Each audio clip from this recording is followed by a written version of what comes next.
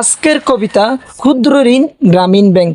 গ্রামীণ ব্যাংকের প্রতিষ্ঠাতা ডক্টর ইউনুস ভাই, তার উপকারের কথা এখনো আমরা ভুলি নাই। অভাব নামের রাত যখন দেশ গ্রামে আসে, ডক্টর ইউনুস স্যারের গ্রামীণ ব্যাংক দাঁড়ায় সবার পাশে। গরিব দুঃখী মেহনতি মানুষকে দিয়েছে তারাই ঋণ। ডক্টর ইউনুস স্যারের কথা ভুলি নাই, বলতে পারবে না কোনোদিন।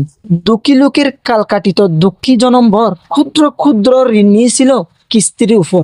কেউ বা দিলে টিনের বাড়ি, কেউ বা দিলে মেয়ে বিয়ে, কেউ বা আবার ব্যবসা করে কিস্তির টাকা নিয়ে। এক গুছুতে টাকা নিয়ে দেয় যে ধীরে ধীরে, যেমন নিল তেমন দিল সপ্তাহ পরে পরে। অল্প টাকা লাভ নিয়েছে তাতে দুঃখ নাই, বিপদকালে এই টাকাটা কোথায় গিয়ে পায়।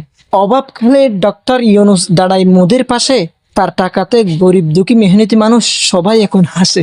লেখার সময় পাই না আমি, লিখতে হয় মোর রাতে।